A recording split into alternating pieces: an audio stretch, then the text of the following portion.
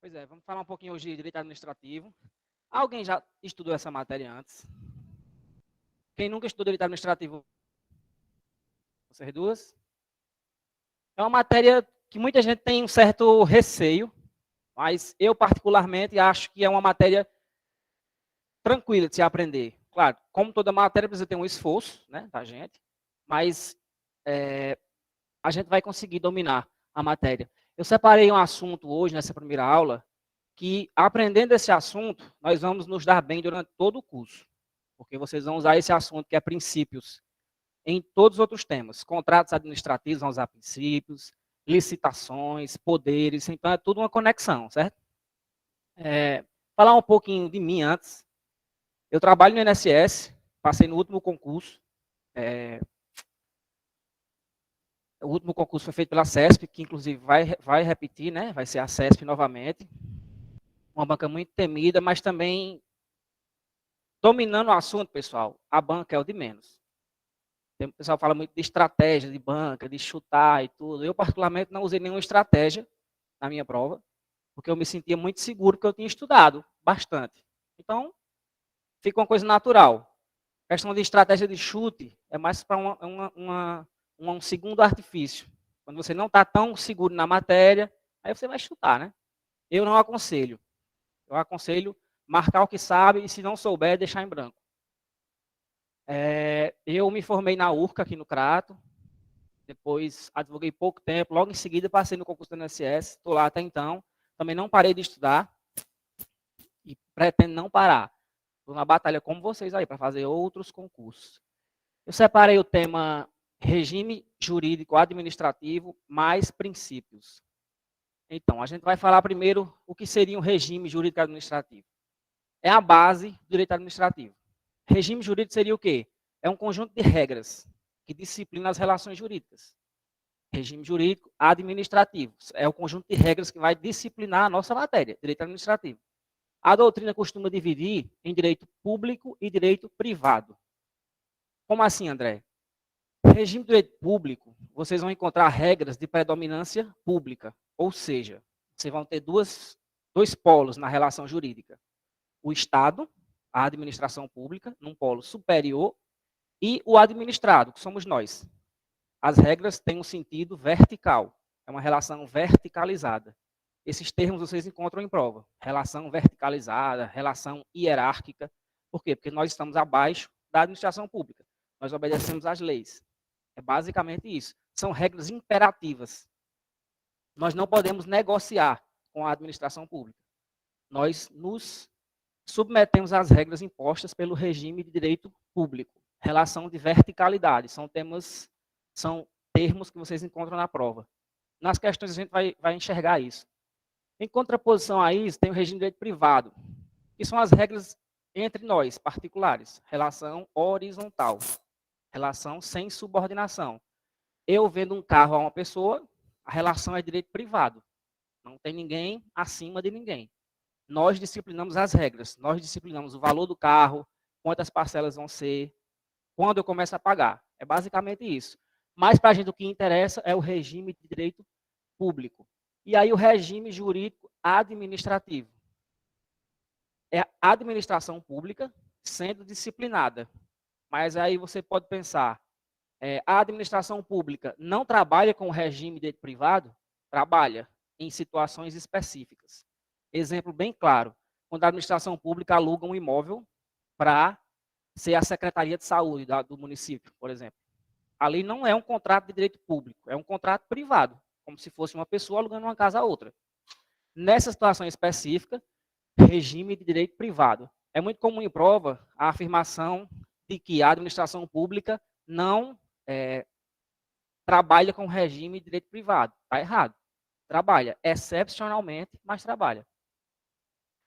Então, um termo também que vocês podem encontrar na prova é regime jurídico da administração. Parecem sinônimos, porém não são. Regime jurídico administrativo e regime jurídico da administração. Quando fala da administração, ele está querendo dizer justamente isso. os dois regimes, tanto o público quanto o privado. Porém, vocês já sabem, o público é o que vai predominar, o privado só excepcionalmente. Lembra do exemplo da prefeitura, que aluga o imóvel de um particular, porque aquele imóvel tem uma localização boa para ser a Secretaria de Saúde, por exemplo, para ser uma creche, por exemplo. É muito comum em cidades pequenas, como a nossa aqui, Juazeiro de Crato. Pode passar aí, sim. Ó, questão do TCE Pernambuco, estilo CESP, verdadeiro ou falso, provavelmente o mesmo estilo da nossa prova. Na prova passada foi assim, verdadeiro ou falso, embora a CESP também tenha questões ABCDE, então é bom vocês trabalharem com os dois tipos de questões. A administração pública pode estar sujeita tanto ao regime jurídico de direito privado, quanto ao regime jurídico de direito público, correto? Mas vocês têm que ter em mente que o que vai predominar é o direito público. É aquela questão da relação verticalizada. Quando o Estado cobra impostos, ele não está pedindo para a gente pagar, ele está determinando. Então, a relação de cima para baixo. Porém, tem também o regime de direito privado. A questão de concurso está aí para afirmar isso. Pode passar. Os princípios que balizam a atuação da administração pública estão todos subordinados ao princípio da legalidade, erigido pela Constituição Federal como cláusula pétrea. Aqui é o seguinte tema, a gente já entra na parte de princípios. Não existe hierarquia entre os princípios. Não existe um princípio superior ao outro. Todos eles estão no mesmo patamar. O que acontece é que, em situações diferentes, você aplica um princípio em detrimento do outro.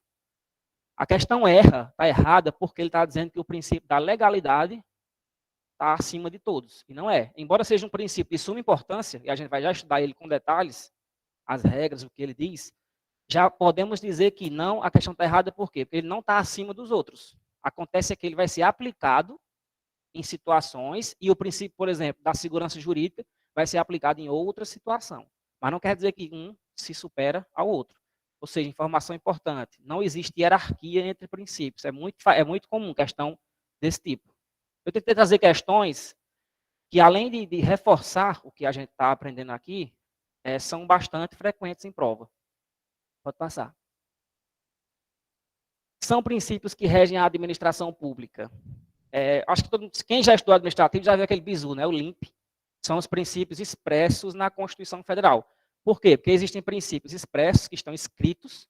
Você vai para a Constituição Federal, está lá, princípio da legalidade. E existem princípios implícitos, que não estão escritos, princípio tal. Então, de onde vêm esses princípios? Da doutrina, da jurisprudência, das decisões dos juízes. Então, são princípios implícitos. E nem por isso deixam de ser tão importantes. Voltando, não existe hierarquia. Um princípio expresso está acima de um princípio implícito. Não, estão no mesmo patamar. Aqui a questão erra porque legalidade está na Constituição, é princípio expresso, a gente vai já estudar ele. Indivisibilidade não está na Constituição. Então, não é expresso, é implícito. Moralidade tá, publicidade também, assim como eficiência. A gente vai já estudar cada um. A gente está introduzindo os princípios para vocês. Pode passar. Então, começando, princípio da legalidade. Princípio expresso, está no artigo 37 da Constituição. O que basicamente esse princípio diz? A administração só pode fazer o que a lei autoriza ou determina. Exemplo, a administração ela não pode exigir que você pague uma taxa se não está na lei. A administração também ela não pode exigir que você, por exemplo, pague IPTU sem ter uma lei municipal determinando aquela obrigação. A administração ela é tipo engessada para fazer somente o que está na lei. É como está ali, ó. A administração somente poderá agir quando houver lei determinando, porque às vezes a lei obriga a administração a fazer determinada coisa, ou autorizando. A administração pode ou não fazer. O que é que a administração pública não pode, segundo o princípio da legalidade? É fazer alguma coisa se não houver lei. Diferentemente do princípio da legalidade para a gente. É outra questão bem importante para a prova. O princípio da legalidade no direito administrativo e princípio da legalidade para a gente. Por exemplo, está muito em moda a galera mais jovem usar aquele vapor, aquele cigarro eletrônico. Há pouco tempo atrás, houve uma tentativa de proibir aquilo.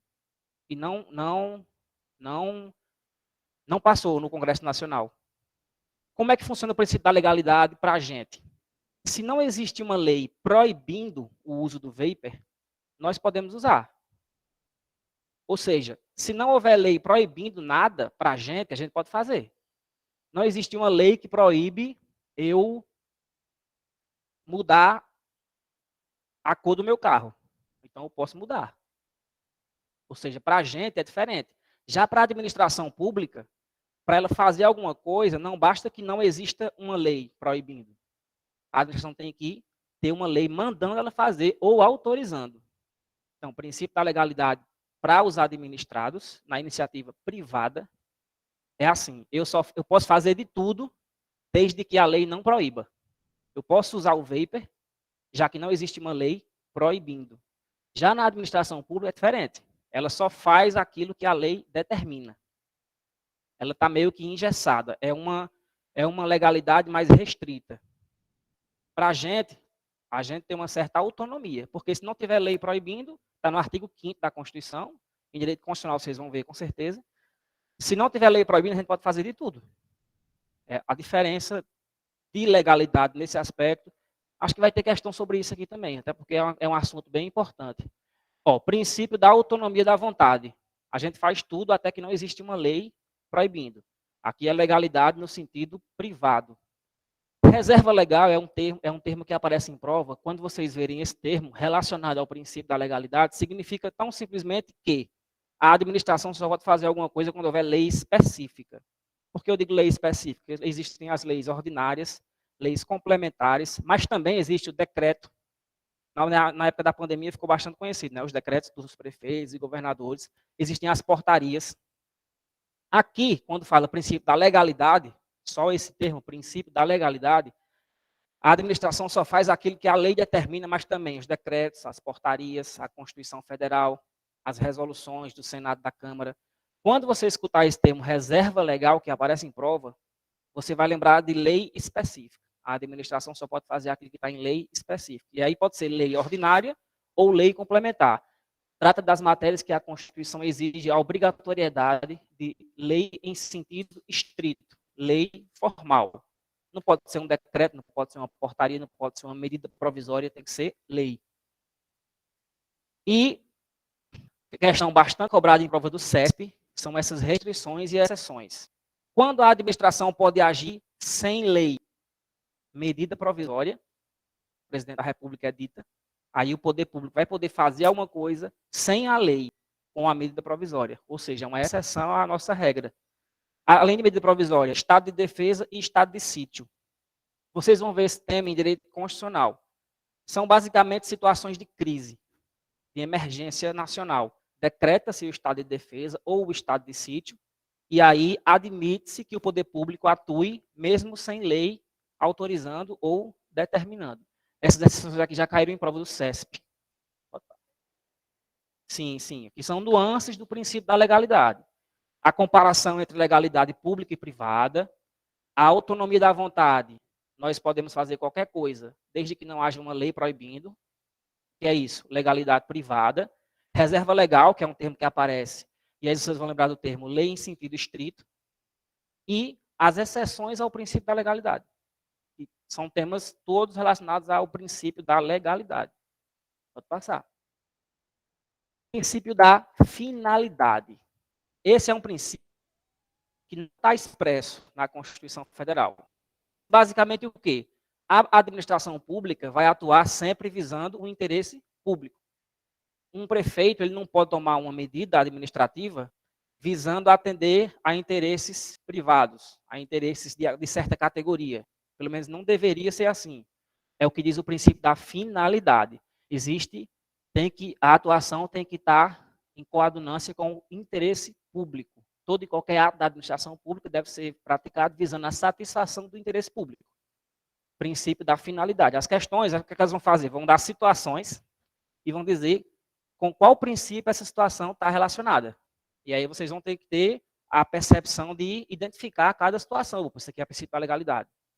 Às vezes vai ter o termo lá, lei em sentido estrito. Aí você já liga, reserva legal. princípio da legalidade.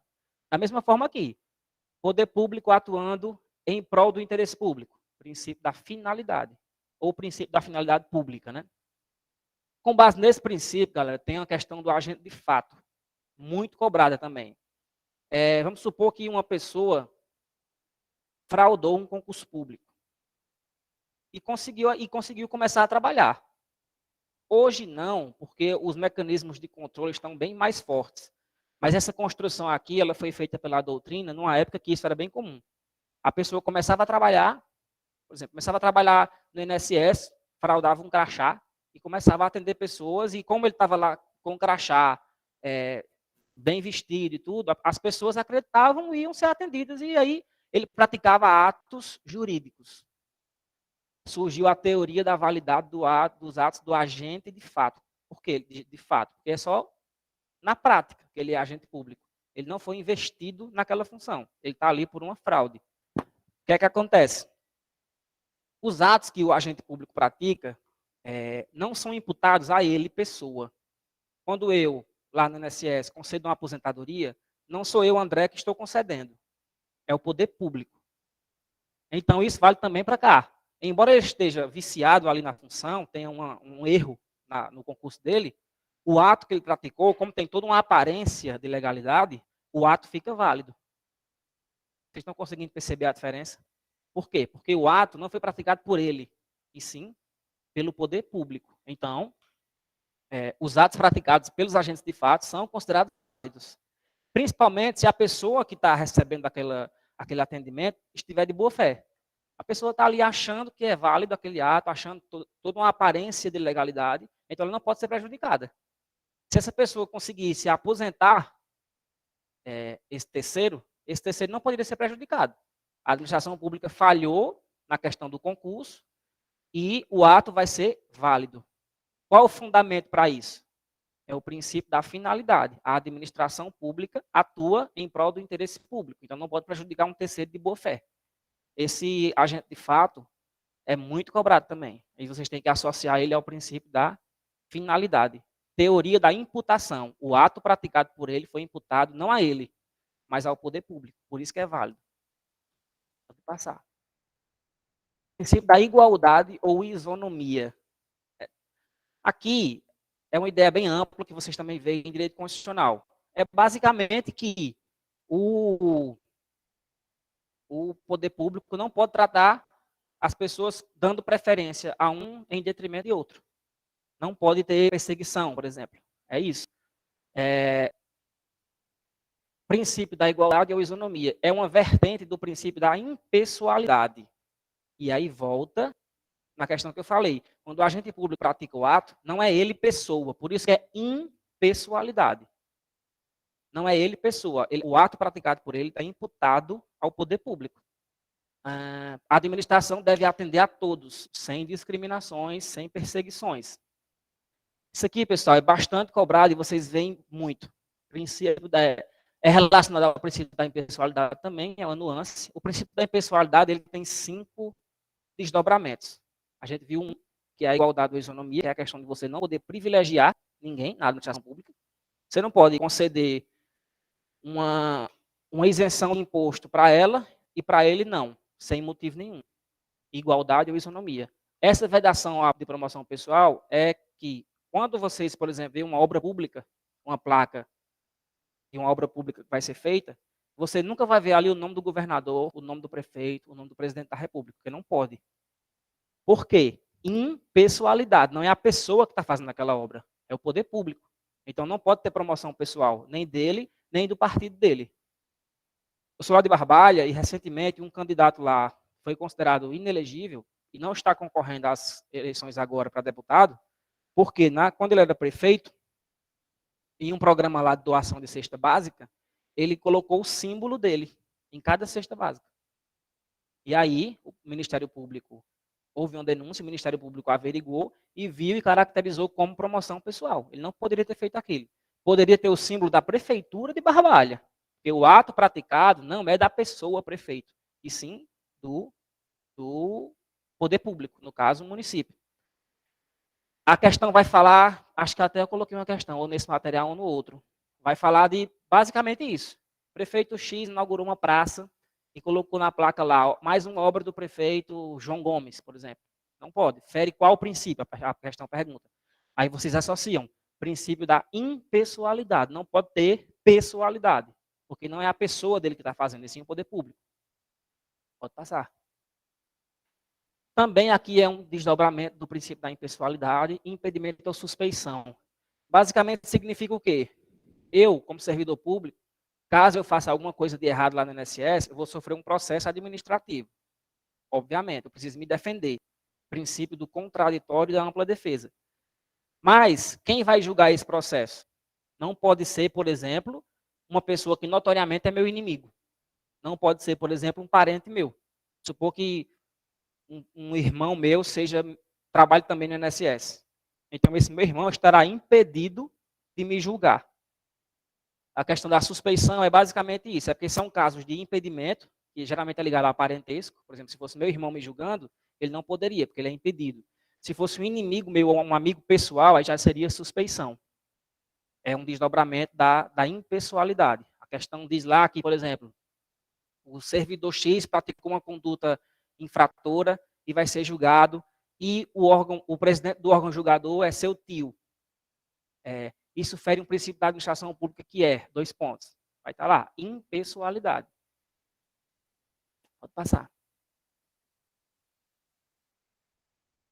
Essa súmula vinculante também está relacionada à impessoalidade, mas ela já começa a introduzir o tema princípio da moralidade. Ela fala do nepotismo. O prefeito não pode colocar um irmão num cargo em comissão, por exemplo. Ela é um texto bem técnico, mas trocando em miúdos, ela diz isso.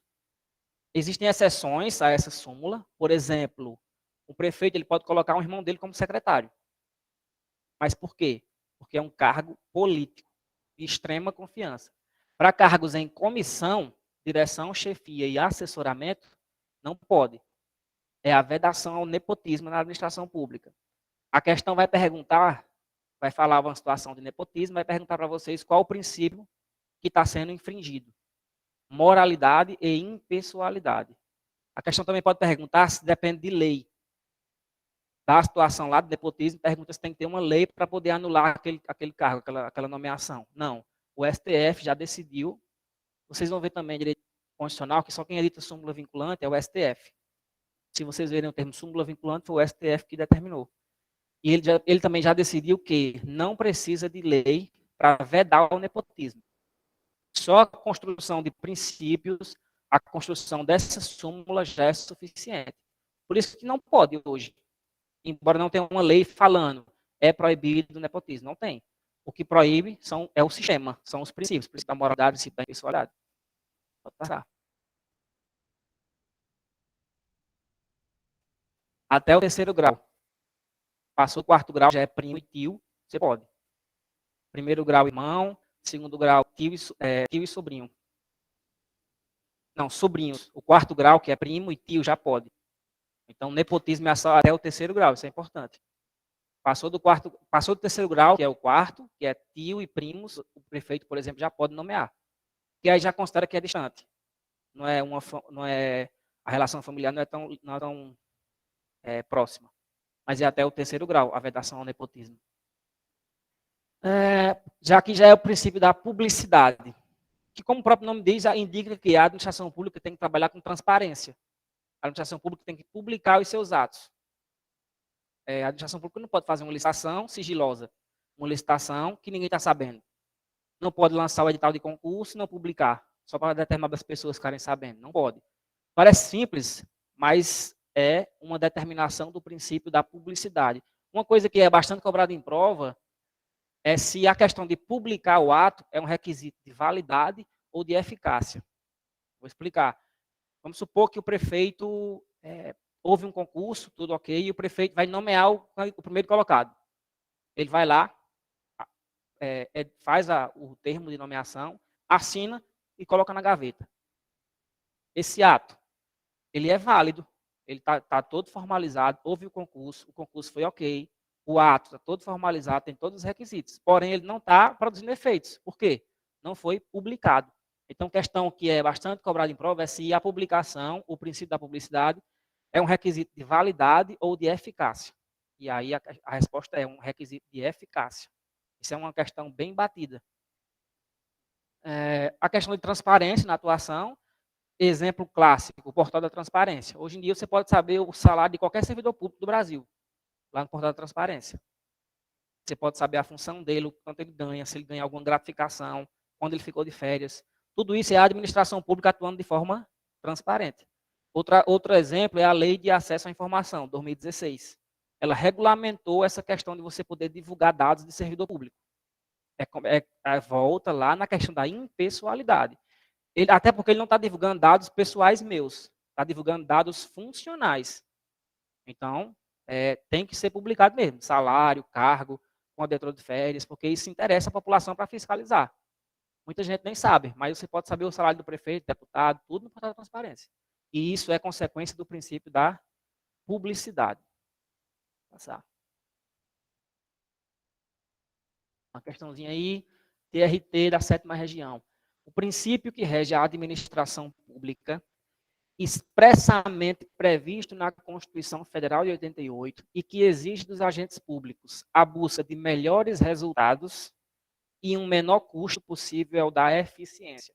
Aqui já introduzindo o nosso último princípio expresso, o princípio da eficiência. O que ele diz? A administração pública ela não pode ser burocrática.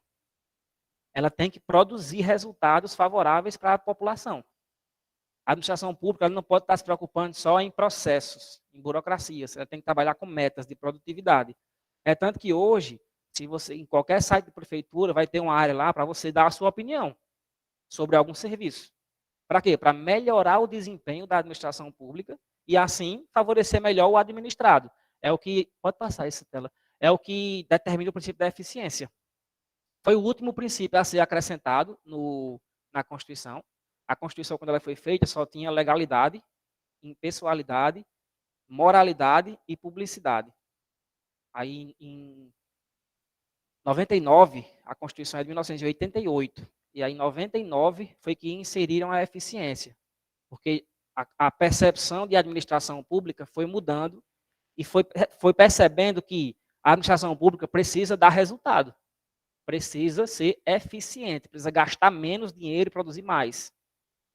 Tem até uma questão de um município ele pode fazer um contrato de gestão com uma associação privada para os dois, por exemplo, vamos para a União. A União pode pegar o INSS, que é uma autarquia federal, e fazer um contrato de gestão. Esse termo contrato de gestão está totalmente relacionado ao princípio da eficiência.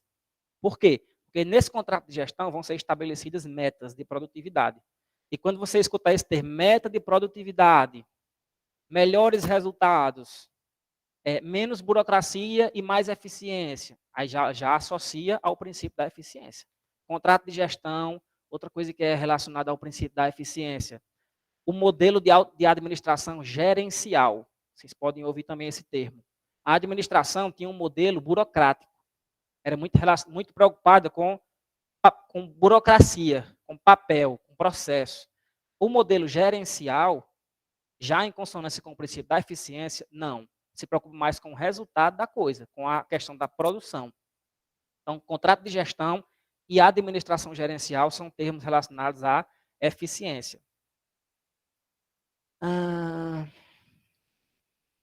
Deixa eu ver aqui se tem mais alguma coisa para falar para vocês sobre os 5 princípios expressos.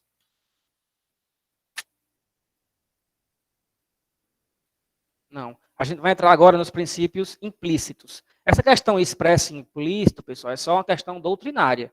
Não significa dizer que um princípio implícito é menos importante. Até porque os 2 próximos princípios que a gente vai estudar são considerados pela doutrina os principais, porque deles decorrem todos os outros. Não que eles estejam acima, lembrem, não existe hierarquia entre princípios. Mas só por uma questão doutrinária, eles baseiam todos os outros. O primeiro é o princípio da supremacia do interesse público sobre o interesse privado.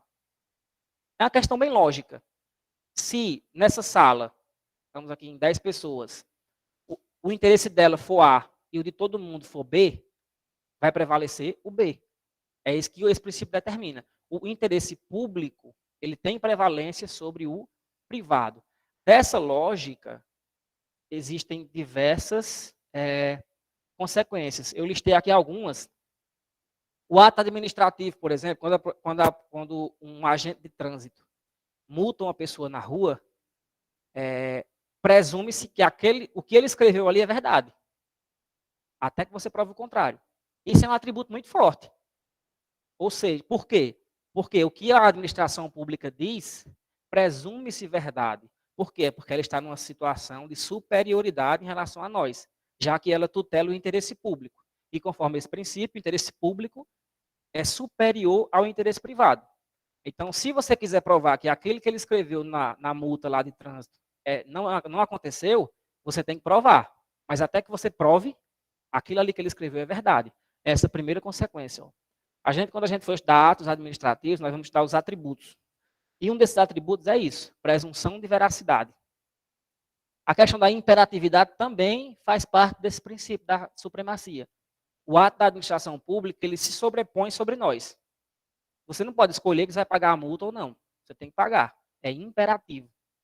Outra consequência do princípio da supremacia sobre o interesse privado são as cláusulas exorbitantes. Também, quando a gente for estudar contrato administrativo, a gente vai ver que existem as cláusulas exorbitantes. O que seriam isso? Se eu fizer um contrato com qualquer um de vocês aqui sobre a venda de um celular, e eu não pagar o celular que eu comprei, vocês podem pedir de volta. No contrato administrativo, não é bem assim, justamente porque a administração ela está numa posição de superioridade. A administração pública ela pode ter um prazo que ela não pode pagar. Ela pode passar 90 dias sem pagar aquele contrato e a pessoa contratada, a empresa contratada, não pode pedir rescisão. É uma cláusula exorbitante. Por quê? Porque ela dá um benefício a mais à administração pública. Da mesma forma, quando a administração pública faz um contrato para recapear uma avenida, suponhamos que ela fez um contrato para recapear 10 quilômetros de uma avenida qualquer, uma rua. Durante o contrato, ela pode unilateralmente, por vontade dela, aumentar essa quantidade. E a empresa vai ter que aceitar. Por quê? Porque a administração pública ela está visando o interesse público. Então, ela está superior. É uma cláusula do contrato que é chamada de exorbitante. Por quê? Porque é um privilégio que a administração pública tem. Exemplo, alteração e rescisão unilateral do contrato. Outro exemplo é o poder de polícia, que aí é a questão da multa de trânsito. Ou a questão da vigilância sanitária. Quando a vigilância sanitária entra no estabelecimento e determina a interdição, porque lá está infringindo normas de saúde sanitária ou porque tem produto vencido, nada mais é do que o poder de polícia administrativo.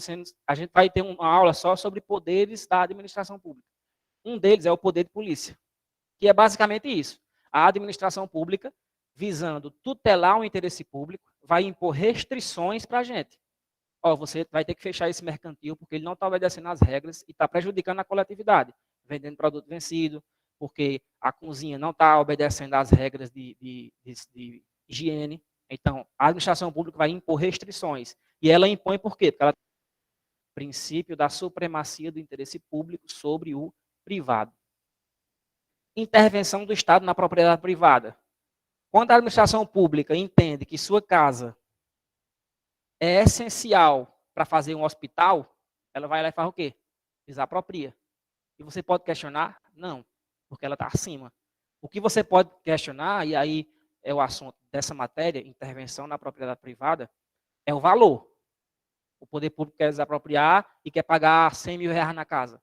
E eu, dono da casa, entendo que a casa vale mais. Eu posso até ir na justiça e dizer, não, olha, tá, eu quero que a desapropriação me pague 300 mil.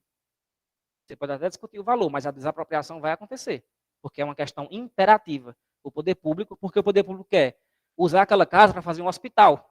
Ou seja, é o interesse na construção de um hospital versus o seu interesse privado de você ter a sua casa. O que é que vai ganhar? O interesse público, porque é a supremacia do interesse público sobre o privado. As questões, pessoal, vão dar esses tipos de casos. E vocês vão associar ao princípio que eu estou falando.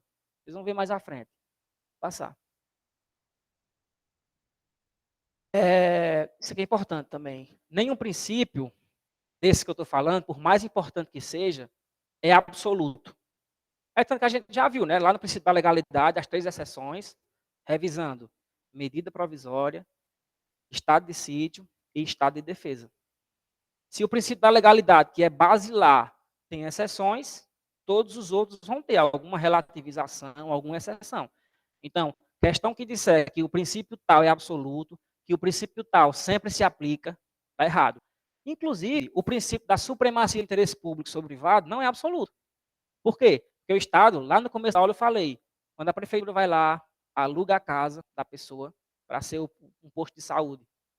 Ali é uma relação privada, não tem supremacia sobre ninguém. Provando que nem sempre o princípio da supremacia vai estar presente. Nenhum princípio é absoluto.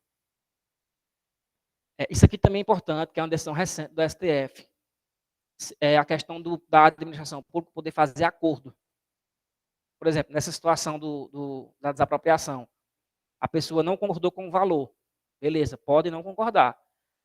Vai lá na justiça, aí a administração, para evitar o desgaste do processo, faz um acordo com a pessoa. Antigamente não podia. Por que não podia? Porque entendia-se que a questão pública tinha que ser resolvida na justiça, porque é uma questão séria, é uma questão de interesse público. Hoje já admite-se que haja um acordo.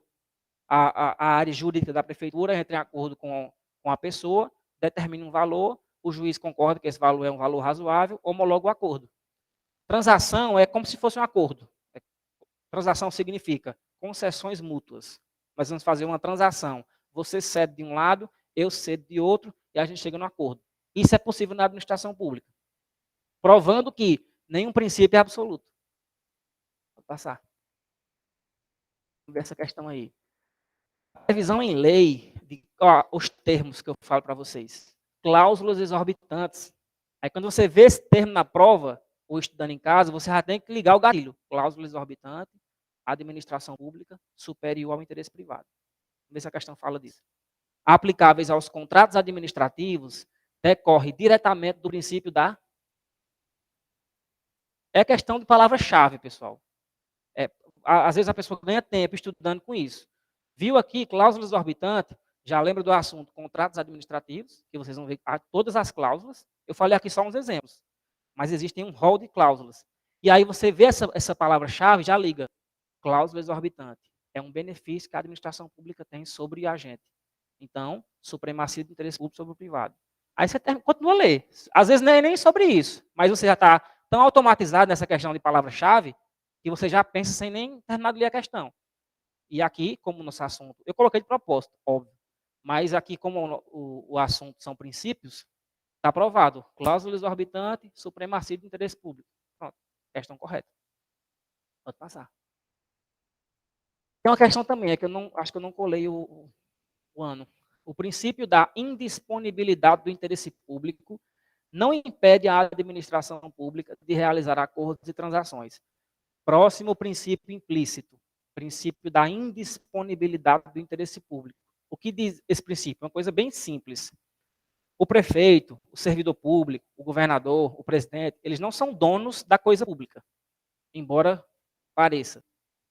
Eles apenas são gestores. O prefeito, ele não pode pegar uma viatura, uma ambulância, e postar no Instagram dele, vende-se. Não pode. Por quê? Porque a coisa pública é indisponível. Quando eu digo juridicamente que uma coisa é indisponível, significa que eu não posso dispor dela. Não posso vender, não posso dar, não posso emprestar. Para fazer isso, eu tenho que obedecer às regras, às leis. A administração pública ela pode até vender uma viatura. Mas lá na Lei 8.666, que já está sendo alterada por uma nova lei de contratos, existem umas regras. Tem que fazer uma avaliação, tem que ver se é o caso de licitar ou não, a depender do valor. Não é simplesmente o prefeito chegar lá e apostar, vende-se uma ambulância. Por quê? Porque ele não é dono da coisa, ele é apenas um gestor. Esse princípio da indisponibilidade do interesse público é basicamente isso. A coisa pública ela não pode ser disposta pelo agente público. Não pode... o prefeito, o governador, por exemplo, ele não pode simplesmente mandar uma verba para o município. Porque ele quer. Acordou e quer fazer isso. Ele tem que obedecer às leis. Existem umas regras para fazer isso. Existe um limite que você pode mandar de verba para o município. Existe a forma como você pode mandar. Então, é isso basicamente que diz a indisponibilidade. Aqui a questão já está falando daquela decisão do Supremo lá, sobre acordos e transações. Embora a coisa pública seja indisponível, o prefeito, no caso da desapropriação lá do exemplo, ele pode sim fazer um acordo de transação, se naquela situação for mais benéfico para o interesse público. Às vezes é interessante para o município. A pessoa quer 300 mil, o município estava querendo pagar 100. Vamos fazer aqui um acordo, eu vou pagar 200. Ou seja, o poder público deixou de gastar 100 mil. Então, é benéfico para as pessoas, para a coletividade. Está saindo menos dinheiro dos cofres públicos. Então, é benéfico. Por isso que se admite, embora seja um princípio que a regra é essa. Não pode dispor da coisa pública. Não pode, o agente público não pode fazer o que quer com a máquina pública. Mas pode fazer acordo de transação. E esse acordo de transação não é qualquer acordo. Sentar numa mesa e assinar um papel. Você faz o acordo, o juiz vai analisar se o acordo está tudo ok, homologa e aí beleza. Pergunta? Pode passar. Princípio da proporcionalidade. Outro princípio implícito. Implícito, pessoal, que eu falo é em relação à Constituição Federal. Proporcionalidade, se você for na lei do processo administrativo, que eu acho que está na nossa grade, vai estar lá. Um dos princípios que rege a administração pública é o princípio da proporcionalidade, de forma expressa. Mas quando a gente fala, a doutrina fala em expresso e implícito, é como parâmetro a Constituição Federal. E na Constituição Federal não tem esse termo, princípio da proporcionalidade. Não. Enfim, o que é que ele diz? Existe o princípio da proporcionalidade e o princípio da razoabilidade. Geralmente eles são tratados como sinônimos, mas a questão pode pedir de vocês a diferença. Proporcionalidade seria o quê? Seria você ter uma relação lógica entre os meios e os fins. Por exemplo, um servidor público federal, no meu caso, sou regido pela Lei 8.112. Lá, para condutas irregulares nossas, tem um rol de penalidades. Advertência, você recebe um e-mail ou uma carta com advertência. Suspensão, pode ser de até 90 dias, você passa 90 dias sem trabalhar e sem ganhar dinheiro. E a demissão. Suponhamos que eu pratiquei uma conduta lá na lei, que para aquela conduta é a suspensão. Só que a lei, pessoal, fala até 90 dias. Quem vai decidir se é 1 ou é 90? O meu superior que vai me punir. É aí onde entra a proporcionalidade. Ele vai ter que averiguar se aquela conduta minha, quantos dias de suspensão aquela conduta minha vale. Ou seja, tem que ter uma proporcionalidade na análise. Eu não posso cometer uma conduta grave e aplicar só um dia de punição. Da mesma forma que eu não posso cometer uma conduta relativamente simples e ter os 90 dias. Por isso que a administração pública exige que haja uma proporcionalidade. Esses três requisitos aqui é para você ver se no caso concreto está tendo proporcionalidade. Seria necessidade, você vai perguntar, aquele ato da administração pública é necessário? Ou poderia ter sido praticado outro, menos agressivo para a pessoa? Não, só tinha que ser aquele ato. Tinha que fazer. Olha, tinha que fazer, era necessário fazer. Próxima análise, adequação. Já que eu tenho que fazer, como eu vou fazer? Eu vou fazer como? Vou escolher a via adequada. Significa que o meu empregado deve ser compatível com o que eu quero. Se eu pratiquei uma conduta X, eu não posso, se essa conduta for punida com suspensão, eu tenho que escolher a suspensão adequada. É necessário que eu seja punido, porque eu cometi a falta. Agora eu vou escolher a punição adequada. No caso, você vai lá na lei e olha, esse ato é punível com suspensão. Ok. E aqui a proporcionalidade de sentido distrito, que é a questão de você analisar o quantum da pena. A questão do 1 ao 90 que eu falei. Então, são requisitos de proporcionalidade. Pode passar. Antes da questão, razoabilidade seria o quê? É você exigir da administração pública que ela tome condutas razoáveis. Como assim? Você, no Instagram da vida, você vê muita notícia que se relaciona a isso. Esses dias eu vi um prefeito que fez todo um coquetel serviu um banquete e tudo para a comitiva, para inaugurar um quebra-mola nessas cidades do interior aí do sertão. É razoável que você gaste verba pública para inaugurar um quebra-mola? Não. O que veda isso? O princípio da razoabilidade. É você exigir da administração condutas razoáveis, condutas plausíveis. E gastar dinheiro para inaugurar um quebra-mola não é plausível. Já vi notícia aí também, já não sei se é verdade, mas inaugurando orelhão, inaugurando caixa eletrônico, tudo isso relacionado ao princípio da razoabilidade.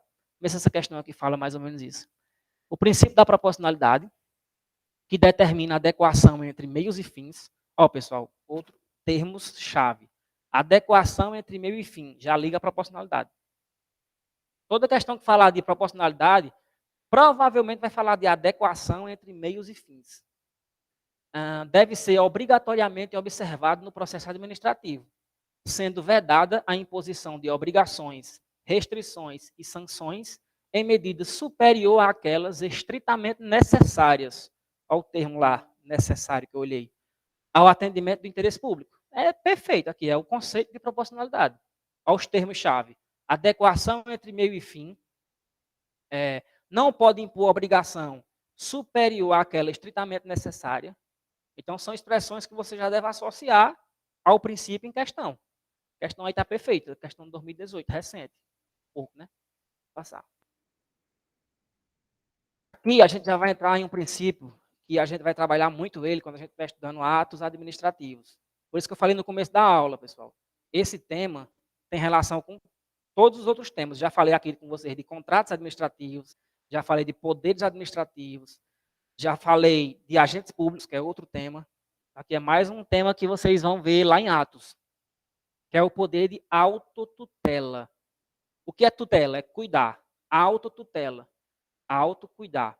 O que é que diz esse poder? A administração pública ela pode anular e revogar seus próprios atos. Ela mesma faz isso. Ela não precisa do poder judiciário. Vamos supor, a administração pública determinou algum ato e agora percebeu-se que esse ato é ilegal. Vamos fazer o quê? Vamos no judiciário pedir a anulação desse ato? Não precisa, porque o princípio da autotutela autoriza que ela própria vá lá e anule esse ato. E aí já vai a diferença entre anulação e revogação. Anular é quando houver ilegalidade. E revogar, o ato é válido, é perfeito, mas é inoportuno ou inconveniente. São termos que nós vamos estar quando a gente está estudando atos. Mas o que vocês devem saber aqui nesse princípio é isso. A administração não precisa ir no judiciário para anular um ato seu. Agora, a pessoa que vai ter lá o ato anulado, vamos supor que eu passei num concurso, a administração me nomeou e a administração percebeu que esse ato é ilegal, porque eu fraudei o concurso. O que é que pode acontecer? Ou a administração pública vai lá e anula, por quê? Princípio da autotutela, ou outro candidato que se sentiu prejudicado vai no judiciário e pede a anulação. O judiciário pode anular ato administrativo também. Até porque existe um princípio de direito constitucional, princípio da inafastabilidade da jurisdição. Eu não posso chegar no judiciário, fazer uma demanda, pedir alguma coisa e o juiz dizer assim, não vou julgar. Ele tem que julgar, nem que seja para dizer que eu não tenho direito, mas ele tem que julgar. Da mesma forma é aqui, o judiciário ele vai poder anular ato administrativo. O que o judiciário não pode fazer é revogar. Eu não falei de anulação e revogação, que a administração pode fazer os dois. Anular e revogar, a administração faz. A autotutela. E o Poder Judiciário, ele só anula. E eu já falei também que a anulação é quando é questão de ilegalidade. Então quer dizer que o Poder Judiciário, ele não pode revogar ato administrativo. Não. E aí é um assunto que a gente vai trabalhar bem detalhadamente em atos administrativos. Mas o que eu quero que vocês gravem é isso. A autotutela, a administração própria, sem precisar ir para o judiciário, anula e revoga seus próprios atos. Que é uma súmula do Supremo. Ó. A administração já foi reproduzida milhões de vezes em questão. Milhões, estou exagerando, né? Mas algumas vezes em questões. Pegam só esse texto e colocam lá. Isso aqui está certo ou errado. A administração pode anular seus próprios atos. Seus próprios atos. Autotutela. Quando eivados de vícios que os tornem ilegais. Ó, não posso não, né? Anular ilegal. Ouviu a palavra anular ato administrativo, já lembra, ilegalidade. Os dois têm L, né? Anular ilegalidade. Eu, pelo menos, associo assim. Porque deles não se originam direitos. Ou revogá-los por motivo de conveniência e oportunidade. Ouviu o termo revogação de ato administrativo? Já esquece de ilegalidade, não tem nada a ver, e já lembra de conveniência e oportunidade. E quando a gente for estudar ato administrativo, a gente já vê que conveniência e oportunidade, a doutrina chama de mérito administrativo. Mas é na aula de atos. Pode passar. Uma tabelazinha, só para separar. Ó. Autotutela. Quando a questão for de legalidade, a autotutela diz que poderá anular seus atos. De ofício, pessoal, o que é uma coisa que a administração pública pode fazer de ofício. Ela mesma faz sem precisar que ninguém provoque. Eu não preciso pedir que a administração pública anule um ato ilegal. Ela pode fazer sem ninguém pedir. Diferentemente do judiciário lá, o controle judicial. Eu falei que o judiciário pode até anular. Só que o judiciário tem um princípio da inércia. Ele é parado aqui, ó. O judiciário só atua se alguém for lá e pedir. Ou seja, como é que pede? Processo. Vou colocar um processo. É fazer isso, é movimentar o judiciário para o judiciário agir. Diferentemente da administração pública, ambos podem anular em casos de ilegalidade. Mas a administração pública pode fazer de ofício, por iniciativa própria, e o judiciário só pode fazer se for provocado. Isso aqui cai em prova também. Assim como a questão da revogação. Ó, a questão do mérito que eu falei. Em questões de conveniência e oportunidade, a autotutela diz que a administração pública pode revogar seus próprios atos. Seus próprios atos. A autotutela. Já no controle judicial, não pode. Por que não pode? Por uma questão bem simples. Se o judiciário pudesse revogar um ato do prefeito, entende-se que seria uma colisão entre poderes. Você tinha o poder judiciário se metendo numa questão de poder executivo. Ah, mas você disse que pode anular. Mas aí é uma questão de ilegalidade. E aqui, o ato é válido. Ah, então por que é que vai ser revogado, já que o ato é válido? Porque a administração pública não quer mais que aquele ato exista, por questões de conveniência e oportunidade. Suponhamos que o prefeito autorizou que você colocasse um quiosque na praça. E aí, passados 6 meses, o prefeito, por questões de conveniência e oportunidade, provavelmente, vamos dar um exemplo, porque vai fazer um mercado na praça para fazer vários trailers, vai ter que tirar aquele seu. O seu ato lá estava legal, você não estava infringindo lei nenhuma, mas por questões de mérito administrativo, o prefeito quer que você tire o seu quiosque da praça. O ato é legal. E aí o judiciário não pode chegar lá e questionar isso, porque seria uma questão de separação de poderes. O judiciário se metendo em decisões políticas do executivo. Aí não pode. O judiciário se mete quando for questão de ilegalidade. Aí pode anular. Pode passar. Vamos ver essa questão aí. TRT 2017. A atuação da administração é pautada por determinados princípios. Pessoal, quando pegar uma questão assim grande, para na pontuação sempre. Para na pontuação, respira, vê o que é que leu, que às vezes você começa. A administração pública é pautada, sabe nem o que é que está lendo. A administração pública, porque aqui ele não vai falar nada. Ó. A administração pública é pautada por determinados princípios. Falou nada, todo mundo sabe disso. Alguns positivados em âmbito constitucional, positivado é escrito.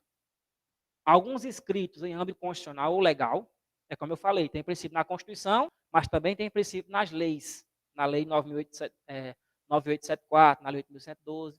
Vamos lá. E outros consolidados por constituições doutrinárias. Nos livros. Tem princípio que está só no livro daquele doutrinador lá. E a administração segue. Exemplo de... até aqui, pessoal, não falou nada. Exemplo de tais princípios são a tutela ou controle e a autotutela. Vou parar aqui. Eu falei da autotutela, que seria a administração. Eu repito assim, pessoal, para vocês irem. Autotutela, a administração anulando ou revogando seus próprios atos. E aqui a questão falou tutela ou controle. Já é para introduzir o próximo princípio. O que é que esse princípio diz, pessoal? Antes disso, eu tenho que separar aqui uma coisa com vocês. A administração pública, ela tem a administração direta, que é o quê? A União, Estados, DF e municípios. Isso é administração direta, não tem segredo. E a administração indireta, que tem autarquias, fundações públicas, empresas públicas e sociedades de economia mista. Exemplo de autarquia, vocês vão trabalhar lá, INSS, é uma autarquia. Exemplo de fundação pública, não lembro. Não, aí é fundação de direito privado. Quando a gente for estudar a organização administrativa, aí nós vamos ver que existem as fundações de direito público e as de direito privado. As de direito público é o que eu estou falando aqui agora, que são parte da administração indireta. É que eu não lembro, realmente não lembro. Empresa pública, exemplo, Caixa Econômica. Sociedade de Economia Mista, exemplo, Banco do Brasil. Todos esses entes que eu falei são exemplos de administração indireta. E aqui desse lado, a administração direta. Qual é a relação entre a direta e a indireta? Questão de prova. A administração direta é superior à indireta. A administração indireta está subordinada à administração direta. Errado. A relação que existe entre elas, pessoal, não é de hierarquia vertical. É uma questão de controle de finalidade. A União, quando ela criou o INSS, ela não vai dizer o que é que o INSS vai ter que fazer. Nós somos autônomos para conceder aposentadoria, para trabalhar. O INSS trabalha de forma autônoma. Agora, o que é que a administração direta faz? Ela controla se a autarquia, se o INSS está cumprindo as suas finalidades. É um controle finalístico, expressão de prova. Escutou o termo controle finalístico? Pode procurar. Princípio da tutela ou controle. O que é que diz isso? A administração pública não está, a administração pública direta, não está em patamar superior à indireta. O que é que acontece? Ela vai controlar as finalidades. Porque quando ela criou a administração indireta, ela criou para determinadas finalidades. Então, ela vai controlar. Vamos ver se aquela autarquia está fazendo o que ela foi criada para fazer. Controle finalístico, princípio da tutela ou do controle. Então, não confunda. Autotutela, administração pública, anulando ou revogando seus próprios atos. Tutela, já lembra, administração direta e indireta, a relação das duas. Aí depois já lembra que não existe hierarquia. É uma questão de controle finalístico. Só para ver se ela está fazendo o que ela foi criada para fazer. Agora vamos ver. Exemplos de tais princípios são tutela ou controle, de um lado, e autotutela do outro, que diferem entre si nos seguintes aspectos. É através da tutela que a administração direta exerce controle, juro a vocês que eu não sabia que tinha esse termo ali, controle finalístico sobre entidades da administração indireta. Falou em tutela ou controle, pessoal? A administração direta controlando a indireta. Aí depois já lembra que não tem hierarquia. Eu acho que na questão não vai dizer, mas é certeza achar uma questão desse tipo, porque tem muitas. E, enquanto pela autotutela, exerce controle sobre seus próprios atos. Vocês vão lembrar de mim fazendo assim, ó, seus próprios atos. Vou passar. Aqui é sobre o princípio da continuidade, que é outro princípio implícito na Constituição, mas está nas leis escritas lá. Antes, acho que em 2017, servidor público não podia fazer greve. Entendia-se que, se o servidor público fizesse greve, o serviço público parava. E o que é que diz o princípio da continuidade? Que horas é essa, amigão? Vocês param aqui estão parando para tirando direto? Vamos tirar direto, né? Para a gente terminar logo. O princípio da continuidade, o próprio nome já está dizendo. O serviço público tem que ser contínuo. Obviamente, porque se parar, a população vai ser prejudicada. Já pensou se o serviço de transporte público simplesmente parasse? O caos que ia ser? Então é isso. O princípio da continuidade é uma questão bem simples. O serviço público não pode parar. Antes de 2017, pensando nisso, era proibido o servidor público fazer greve, porque ia prejudicar o serviço público. Porém, a classe se uniu e tudo, e passou-se a permitir que servidor público fizesse greve. A Constituição, ela diz que o servidor público vai fazer greve na forma de lei específica, e essa lei não existe. Por isso que não podia fazer. Aí foi que os servidores públicos conseguiram o STF disse, não, vocês vão fazer greve assim, pode fazer. Aí vocês usam a lei do empregado normal, da CLT, privado. Então, se o servidor público hoje quiser fazer uma greve, como ele não tem lei específica sobre a greve, ele usa a lei da iniciativa privada. Então, aqui é uma clara exceção ao princípio da continuidade. Se servidor público pode fazer, então não é contínuo. É exceção ao princípio da continuidade. A possibilidade de servidores terem direito à greve. Porém, tem servidor que não pode fazer greve. E aí, os militares. Está na Constituição, não tem nem o que discutir. Militar não faz greve. Polícia Militar não entra de greve. Acho que, há uns anos atrás, eu não lembro, a Polícia Militar daqui quis fazer uma greve. Tem alguns PMs aí punidos porque começaram essa greve. Não pode, está na Constituição, não tem nem o que discutir. Polícia Civil pode? Tinha discussão, porque a Constituição só fala dos militares. Mas o STF diz que, por aplicação analógica ao que está na Constituição, artigo 142, inciso 4, Polícia Civil também não pode. Isso está relacionado a quê, pessoal? Princípio da continuidade do serviço público. Entende-se que essas atividades não podem parar. Por questões óbvias, né? A pessoa, a Polícia Militar de greve. Quando houver greve, e aqui a gente vem aqui para servidor público, o INSS até um dia desse estava de greve. Eu não aderi, eu continuei trabalhando. Mas para quem fez a greve, são duas opções. Ou desconto do salário, quando voltar, você pode fazer greve, agora você vai ter desconto. A não ser que, na greve, lá nas negociações, o pessoal consiga um acordo. E foi o que aconteceu. Quem entrou de greve não foi prejudicado financeiramente. Fizeram um acordo, aí o pessoal vai pagar as horas que... não sei como é que está, eu confesso, mas, tipo, trabalha 8 horas, aí você tem que trabalhar 1 hora mais por dia até completar o período total da greve, para não ter prejuízo financeiro. É isso que acontece. Ou você perde o salário ou você compensa depois. Tudo isso aqui, galera, relacionado ao princípio da continuidade. Falando rápido demais, pessoal, tá dando para entender, tá? Depois eu vou deixar meu contato, quem quiser tirar dúvida sobre a sala de hoje, aí fica à vontade. E quem quiser fazer pergunta também, me interromper, ó, estou entendendo não, fala de novo, pode falar, não tem besteira não. Aqui eu quis colocar só um resumo sobre o princípio da continuidade, né? Que é a questão de você não deixar o serviço público parar, né?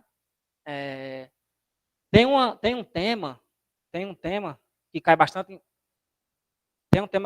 em prova, que é a questão da concessionária de serviço público poder, por exemplo, interromper o serviço. Tem uma lei específica que fala sobre isso, que são três casos que pode haver essa interrupção. O serviço público, em regra, não. Por exemplo, se a Enel, lá em Barbalha, quiser cortar a energia de uma casa, ela não pode cortar sem um aviso prévio. Ou seja, já é uma exceção ao princípio, porque ela vai poder cortar. Acontece que ela tem que mandar um aviso prévio antes. Mas não deixa de ser uma exceção, né? Se vai parar o serviço, então é uma exceção ao princípio da continuidade. Outra exceção é em questão de emergência. E aí não precisa de aviso prévio, né? Como é que vai avisar previamente uma emergência? Aí pode cortar. E o segundo caso é a questão de segurança das instalações. Vamos supor que a Enel precise fazer uma manutenção lá nos seus postes, aí ela avisa previamente e diz, olha, tal dia não vai ter energia durante determinado período. Ou seja, o serviço vai parar. Se o serviço parou, é exceção ao princípio da continuidade.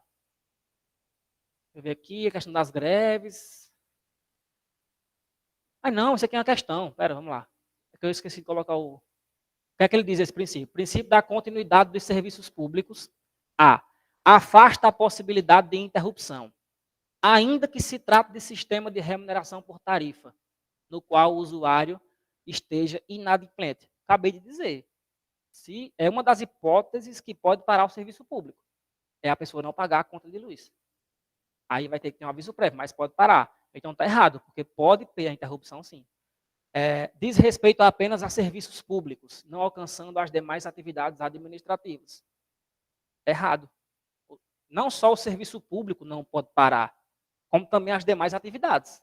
Questão de fiscalização da polícia, que a gente acabou de falar, vigilância sanitária não pode parar, nada pode parar. Não está restrito só apenas ao serviço público. A máquina pública não pode parar. É isso que diz esse princípio.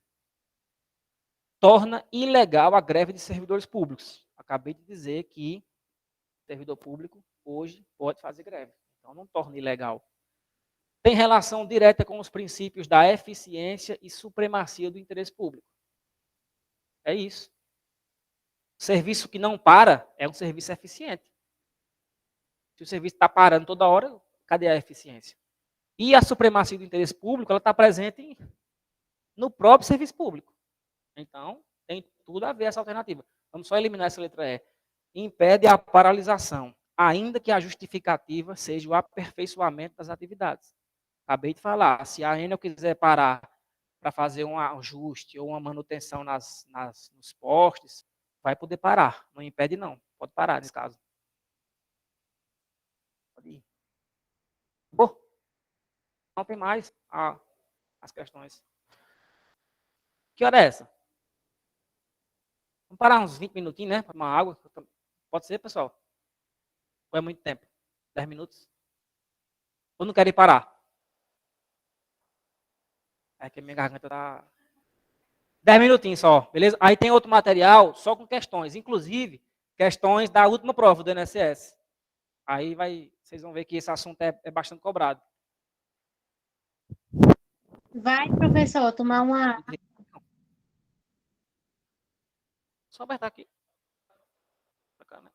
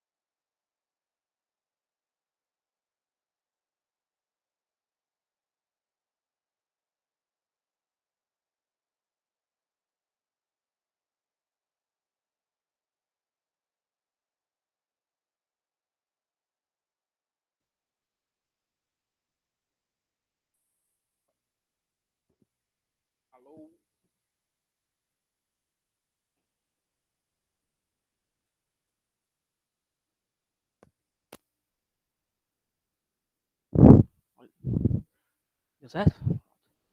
Bom, galera, eu separei aí algumas questões, porque eu previa já que a gente ia terminar o conteúdo. Não que a gente tenha visto, pessoal, todos os princípios. Eu peguei os mais incidentes em prova. Até porque aí já fica mais uma orientação para vocês. E vocês darem uma lidazinha em casa nesse assunto. Ou ler esse material novamente, ou o material que vocês estejam usando, PDF ou videoaula. Se vocês colocarem no YouTube mesmo, princípios administrativos, vocês vão achar aulas online lá sobre esse tema. Aí vocês já vão consolidando o que vocês aprenderam aqui. A gente conseguiu finalizar pelo menos o que eu me propunha aqui a falar. Deixa eu só ver se não esqueci nada. Não.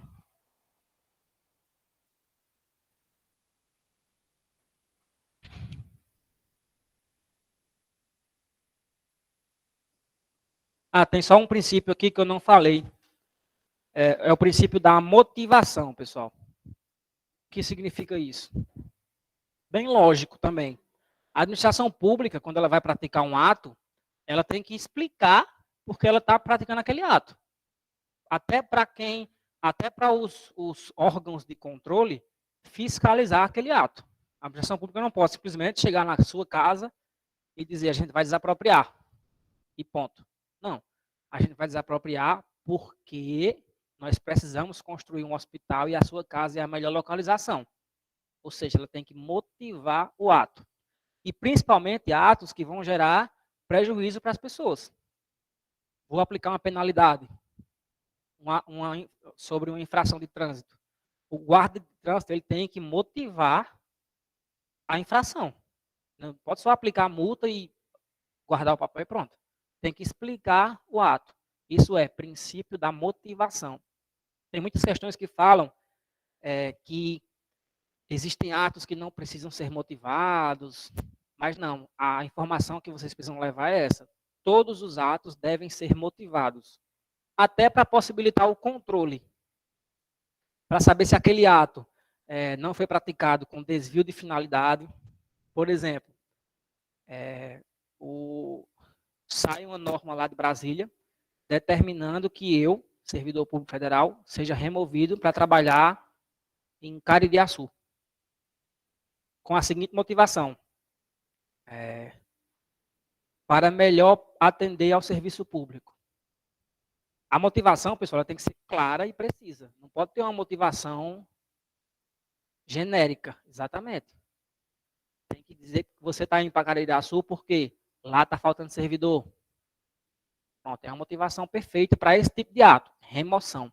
Muitas questões usam essa questão da remoção para falar sobre o desvio de finalidade da seguinte forma. Muitas vezes, o administrador público remove um servidor por picuinha política. Mudou de prefeito, não posso prejudicar aquele cara porque ele é concursado, então vou remover ele para uma cidade bem longe. Ou seja, ele está usando o instituto da remoção, não para fazer o que deveria ser feito, que é pegar um servidor e colocar numa cidade que está precisando de servidor. Ele está fazendo para punir aquele servidor. Ou seja, desvio de finalidade. Não é para adequar a questão de servidores, do número de servidores, sim para punir. Desvio de finalidade. É uma questão de prova certa isso. Por isso que tem que motivar, para ver se não está tendo desvio de finalidade. Explique por que você está removendo. Se lá tiver escrito, removendo, porque a cidade tal não tem servidor e lá precisa de atendimento. Pronto, ok. É o que deve ser feito. Precisa da motivação. Única exceção que as provas falam de ato que não precisa de motivação é quando você vai exonerar um servidor de um cargo em comissão. Não precisa. O prefeito, por exemplo, nomeou um chefe de gabinete, nomeou João para chefe de gabinete, desde que não seja nepotismo, né? Aquela questão lá do princípio da moralidade, sobre nepotismo que a gente falou. Ele nomeou, ok. Ele pode exonerar sem explicar por quê. Admite-se. Por quê? Porque é um cargo em comissão. E a própria Constituição Federal, lá no artigo 37, acho que é esses dois, salvo engano, esses dois, autoriza. chama-se exoneração ad nutum, que significa sem motivo. Nesse caso, pode. Então, se a prova perguntar, como eu falei, o princípio da motivação é absoluto, sempre tem que motivar em qualquer hipótese, provavelmente essa questão vai estar errada, porque a Constituição já traz uma exceção. Mas o que geralmente a banca fala é dessa exceçãozinha. Precisa motivar a exoneração de servidor ocupante de cargo em comissão? Não. Porque cargo em comissão admite-se que você coloca uma pessoa ali, uma pessoa de sua confiança, e para tirar não precisa explicar. É basicamente isso, o princípio da motivação. Outra coisa sobre o princípio da motivação que cai bastante é se é possível fazer a motivação aliundi. É isso mesmo, feio. Motivação aliundi. O que é feito? Um prefeito quer tomar uma medida. Para isso, ele faz o quê? Ele está com dúvidas se aquela medida é legal ou não. O que ele faz? Pede um parecer da procuradoria do município. Procuradores, advogados vão dizer, faz um relatório e atestam lá que por isso, isso e isso, esse ato é legal. Quando o prefeito for fazer realmente o ato, já com o parecer da procuradoria dando ok, o que ele pode fazer para motivar esse ato?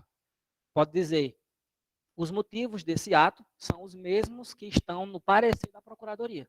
Ele pode se remeter à motivação que o procurador usou. É uma motivação aliundi. É admitido isso, cai em prova. Aliundi. A-L-I-U-N-D-E.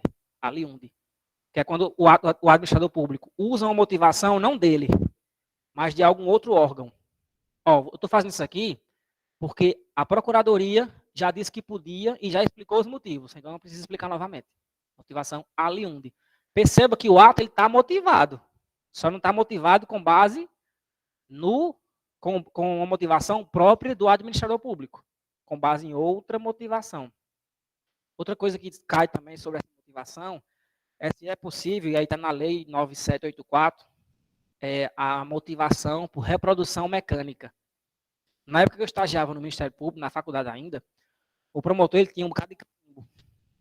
Os carimbos já tinham a motivação dos atos dele. Por exemplo, se ele queria arquivar um procedimento, aí tinha lá, arquiva-se o procedimento tal por decurso de prazo e ausência de provas. Ele não escrevia mais não, isso não. Ele mandou fazer um carimbo, aqueles carimbos de tinta, que já tinha escrito. Deixava só o espacinho para colocar o número do processo. Aí ele, ou seja, a motivação mecânica, reprodução mecânica. Para cada tipo de motivação, ele tinha um carimbo. Não todos, mas os mais comuns ele tinha. Isso cai em prova também. Por que cai em prova? Porque está na lei. Está escrito na lei que pode ser feito. Então, motivação por reprodução mecânica é possível e está relacionado ao princípio da motivação. E aqui, pessoal, separei algumas questões de prova. Percebam que, apesar de eu ter colocado aqui questões da FCC, e a nossa prova provavelmente vai ser CESP, acho que já definiu, não foi que é CESP? Já definiu? O assunto é o mesmo. Então, aqui, ó, se são 4 itens, são 4 questõezinhas do CESP. Então, serve para você treinar. Não vão ficar bitolados, só vou fazer questão do CESP. Não. Se tiver só questão do CESP para fazer sobre aquele assunto, beleza, mas não faz mal fazer questão da outra banca, não. Você não vai dar preferência a outras bancas, né? Mas pode fazer. Vamos lá. Considerando os princípios que regem a administração pública, de acordo com o princípio da indisponibilidade do interesse público, aquela questão do administrador público não ser dono, não poder vender, não poder dispor, os interesses públicos não se encontram à livre disposição do administrador. É exatamente o que eu disse. E é exatamente o que o princípio fala. Não se encontram à livre disposição. Por quê? Porque é indisponibilidade. Perfeito. Princípio da supremacia do interesse público. A administração está sempre acima dos direitos e garantias individuais. Começo da aula eu dei o exemplo da prefeitura que vai lá e aluga a casa da pessoa para botar o posto de saúde. Naquela relação jurídica, a administração pública não está acima de ninguém, não. A administração pública é uma locatária e a dona da casa é um locador. Contrato normal de locação. Porque não está acima de ninguém. Então, é errado dizer que existe sempre uma supremacia. Até porque eu também disse a vocês que nenhum princípio é absoluto. Então, a palavra sempre ali deixou a questão errada. Palavras como sempre, sem exceção, nunca. Sempre ligar um sinalzinho de alerta, porque vai ter um problema. Princípio da segurança jurídica. Vamos falar primeiro o que diz esse princípio. Basicamente, galera, esse princípio diz o seguinte: o poder público não pode editar um ato hoje e dizer esse ato abrange todos os atos praticados até hoje por todas as pessoas. Porque isso geraria justamente uma insegurança jurídica. Aquele ato editado hoje vai valer dali para frente. Quem já praticou condutas antes não vai ser mais atingido. Porque senão a gente viveria numa situação de insegurança constante. A qualquer momento, por exemplo, eu tirei minha habilitação há 5 anos atrás. Aí amanhã o poder público faz uma lei ou um ato administrativo dizendo que todo mundo vai ter que tirar uma nova habilitação, porque mudou o sistema. Eu, que já tirei a minha, que já completei o ato jurídico, preenchi todos os requisitos, não posso ser mais atingido. Senão seria uma insegurança total toda hora. A qualquer momento poderia vir um administrador público, editar um ato, desfazendo tudo que já foi feito na história. Ou seja, segurança jurídica. Uma vez praticado o ato, preencheu os requisitos, ato jurídico perfeito, que chama. É o ato que preencheu todos os seus requisitos. Aquele ato ali está seguro. Se for mudar alguma coisa, é dali para frente. Vamos ver se a questão fala isso. Princípio da segurança jurídica. Deve ser prestada assistência jurídica integral e gratuita aos que comprovem insuficiência de recursos. Eu falei alguma coisa disso? Não. Então não tem nada a ver com o princípio da segurança jurídica. Esse princípio aí é aquela questão de você dar acesso a todo mundo na justiça, né? A Defensoria Pública está aí para isso. Você fornece orientação jurídica gratuita a todo mundo, inclusive quem não tem recursos. Então, o item 3 não é segurança jurídica. Continuidade do serviço público. O serviço público, atendendo a necessidades essenciais da coletividade, como regra, não deve parar. É perfeito, exatamente. Porque, como regra, exceções que eu falei. Deixou de pagar? Deixou de pagar? Pode parar o serviço público, sim. Questão de segurança, pode parar, sim. Questão de manutenção dos aparelhos, pode parar, sim. Greve do servidor público, pode parar, sim. Por isso que está dizendo que, como regra, não para. Então, alternativa correta, letra D. Né? 1 e 4, é a letra D. Bora lá.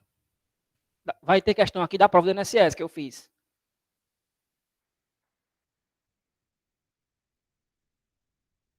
Ó, aqui é aquele caso que eu disse. Ele vai falar uma historinha e vai pedir qual é o princípio. E aí vocês vão ter que, como eu falei, já vai lendo e associando as informações, palavras-chave e tudo. Vamos lá. Gerson, governador de determinado estado, fez constar em publicidade. Eu, particularmente, galera, quando estou lendo questão assim, principalmente que eu já sei o tema, por exemplo, estou estudando princípios. E quando eu começo a ler questões que já falam de publicidade, eu já lembro, impessoalidade. Vai falar daquela questão que não pode fazer promoção pessoal. É esse gatilho que vocês têm que ter rápido. Mas vamos ver se fala isso, né? Faz constar. Alguém falou? Hã? Aí tá boa. É assim. Faz constar na publicidade de determinada obra realizada durante o seu governo seu nome e sua fotografia. A fim de caracterizar, deixou mais claro, a fim de caracterizar promoção pessoal. Falou em promoção pessoal de administrador público, já lembra, princípio da impessoalidade. Vamos lá. Gerson feriu qual princípio? Já elimina de cara a letra C e a letra E, né? Que está dizendo que ele agiu corretamente. Já não precisa nem ler. Feriu o princípio da publicidade. Ele fez alguma coisa em sigilo? Não. Então, já era também. Ficou entre letra D e letra A. Feriu o princípio da impessoalidade, sendo permitida pela Constituição a promoção pessoal de autoridades e servidores públicos na publicidade de obras públicas. É totalmente o contrário, exatamente, está errado. Então, só sobra a letra D. Feriu o princípio da impessoalidade, não sendo permitida a publicidade de obras públicas pela CF, a promoção pessoal de autoridades e servidor público. Exatamente o que diz o princípio da impessoalidade. Passar, questão de 2020, ó. O que concerne aos princípios explícitos e implícitos na CF, aplicáveis à administração, tem-se a prevalência do princípio da moralidade sobre todos os demais princípios. Preciso continuar lendo? Não. Porque não existe, nenhum se sobrepõe ao outro, é tudo no mesmo nível.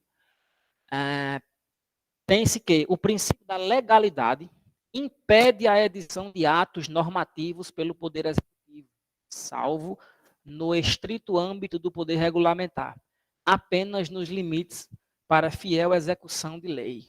Quando eu falei aqui de princípio da legalidade, eu disse que ele dizia basicamente o quê? A administração só faz o que a lei manda ou autoriza. Não tem nada a ver com a edição de ato normativo. O que fundamenta a edição de atos normativos, e a gente vai ver isso em outro tema, pelo Poder Executivo, é o poder regulamentar. Quando o Congresso Nacional edita uma lei, o presidente pode ir lá e regulamentar aquela lei, editando um outro ato normativo secundário, que é o decreto regulamentar, que chama. O decreto vai explicar a lei. Por exemplo, a lei de drogas, tem lá que é proibido traficar droga. Mas onde é que está escrito quais são as drogas? É tanto que tem aquela discussão, né? Se a maconha está nesse rol ou não. Aí veio o Poder Executivo, editou um ato normativo dizendo quais são as drogas que a lei está dizendo que é proibido. Isso é o poder regulamentar. Não tem nada a ver com o princípio da legalidade, que a gente falou. Pense que o princípio da eficiência aplica-se de forma autônoma, exclusivamente às entidades sujeitas ao regime de direito privado, aplicando-se às entidades de direito público apenas em caráter subsidiário. Quando eu falei de princípio da eficiência, eu não falei isso, que aplicava para direito privado e não para direito público. Aplica-se em toda a administração pública. E na aula de organização administrativa, nós vamos ver que, lembram? Autarquia, fundação pública, empresa pública, sociedade de economia mista. Tudo isso aqui é administração pública, indireta. E esses dois de baixo, empresa pública e sociedade de economia mista, são entidades de direito privado. Embora sejam de direito privado, são administração pública. E por que a questão está errada, Armstrong? Porque, inclusive, essas entidades de direito privado devem ser eficientes. Então, não tem essa divisão, aplica só para quem é de direito público. Não. Toda a administração pública tem que observar o princípio da eficiência. Questão errada. Pense que, como decorrência do princípio da razoabilidade, a possibilidade de afastamento do princípio da legalidade, quando presente, razão totalmente errado. Quer dizer que por questões de razoabilidade eu vou deixar de observar a lei? Não. Letra E. A aplicação dos princípios da razoabilidade e proporcionalidade na prática de atos discricionários pela administração demanda, a palavra-chave, adequação entre meios e fins, de forma a evitar restrições desnecessárias a direitos individuais. É justamente isso. Quando a administração vai praticar, ela tem que praticar fazendo a correlação entre os meios e os fins e vendo se aquela restrição é realmente necessária. Essa questão ali de prática de ato discricionário, pessoal, ato discricionário é um ato que a administração pública faz quando a lei dá uma margem para ela atuar. Eu não falei que a suspensão pode ser de 1 até 90 do servidor público quando pratica um ato. Essa margem que a lei dá, a suspensão de 1 a 90, é dando liberdade ao administrador público para ele analisar e escolher. Eu vou dar 1, vou dar 15, vou dar 40, vou dar 90. Isso é ter discricionariedade. É você ter a margem para decidir. Eu vou dar 1, 40, 30, 90. Quando é vinculado, aí não tem liberdade. Você tem que fazer aquilo que a lei manda. A lei pode aplicar 15 dias, não aplica 15 dias. É um assunto que a gente vai trabalhar em atos administrativos. Atos discricionários, vocês lembram? Margem de liberdade. O termo é esse. Atos vinculados não tem margem de liberdade. Então, letra E, né? Mais uma questão que a gente resolveu só com as palavras-chave, expressões-chave que eu falei. Bora. Aqui já é questão da última prova, da prova que eu fiz, que vocês vão fazer também. Vamos lá. O sistema administrativo, basicamente, nos princípios da supremacia do interesse público sobre o particular e indisponibilidade do interesse público pela administração. Fica fácil, né? Depois você vê a informação. Só cuidado, porque eu já peguei questões que ele só troca a palavra público por particular e inverte. Aí diz que o interesse particular é que tem supremacia. Aí você lê rápido e erra. Mas é isso. É aquela coisa que eu falei. Embora não haja hierarquia entre os princípios, a doutrina entende que esses dois são os mais amplos, podemos assim dizer. Não que são mais importantes, mas eles são mais amplos. Eles fundamentam todos os demais. Questão correta. Última prova do INSS aí. Vamos lá ver se tem outro. Também do INSS. Em decorrência do princípio da impessoalidade, as realizações administrativo-governamentais. O que são realizações administrativas governamentais? Condutas da administração pública, atos. Às vezes colocam um termo desse só para você... Eita, não, é só realizações administrativas governamentais. É a administração pública atuando no dia a dia. São imputadas ao ente público e não ao agente político. É o que eu falei, quando o prefeito inaugura uma obra, não é o prefeito. Você não está imputando ao agente político, você tem que imputar ao ente público. É tanto que, se por um ato do prefeito você for prejudicado e você quiser, ele gerou um dano, quiser danos morais ou materiais, você não vai processar o prefeito. Você vai processar o município. Porque, de acordo com o princípio da impessoalidade, não é a pessoa do prefeito que está praticando o ato, é o ente público. Princípio da impessoalidade, questão correta. Em decorrência do princípio também do INSS, em decorrência do princípio da autotutela, não há limites para o poder da administração de revogar seus próprios atos, segundo critérios de conveniência e oportunidade. Eu disse que não existe nenhum princípio absoluto. Então, se a questão está dizendo que não há limites, é errado. Até porque a administração ela não pode revogar um ato prejudicando a pessoa.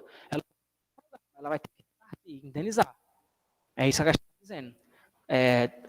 Não há limites para revogar. Limites. A tutela, a administração pode anular ou revogar seus próprios atos, mas ela não pode fazer isso a qualquer custo. Conforme eu já tinha dito, nenhum princípio é absoluto. Pessoal, uma informação importante aqui sobre o princípio da autotutela, nessa questão de anular seus próprios atos, existe um prazo. Se a administração quiser anular um ato dela, ela tem um prazo de 5 anos a partir da edição do ato. Passou 5 anos, ela não pode mais anular. O que se entende que, se passou 5 anos, aquele ato se consolidou. Então, você não vai poder prejudicar mais aquela pessoa. Se deu 5 anos para anular, a pessoa passou 5 anos com aquela licença que foi concedida, com aquela autorização para colocar aquele quiosque, então você não pode mais anular. A não ser que ela esteja de má fé, a pessoa. Aí não tem prazo. Questão de prova certa. Prazo de decadência dos próprios atos. 5 anos. Aí não tem prazo. Pode anular para sempre. Porque aí a pessoa que está se beneficiando está agindo de má fé, então pode anular a qualquer tempo. Princípio da autotutela. Da anulação? O cara pediu uma licença na prefeitura, usar determinado espaço público para colocar um quiosque, para fazer um quiosque de uma lanchonete, e apresentou um documento falso. Por exemplo, precisou de uma licença da vigilância sanitária, para a prefeitura poder conceder a licença. Ele foi lá, fraudou o documento da vigilância sanitária e apresentou. Despercebida, concedeu a licença. Ele está de boa no restaurante dele. A licença foi concedida pelo poder público, não é assim?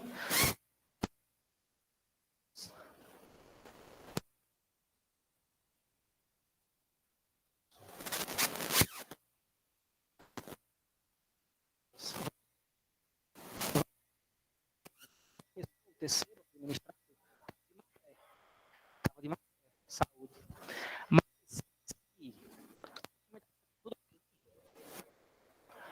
não tinha nem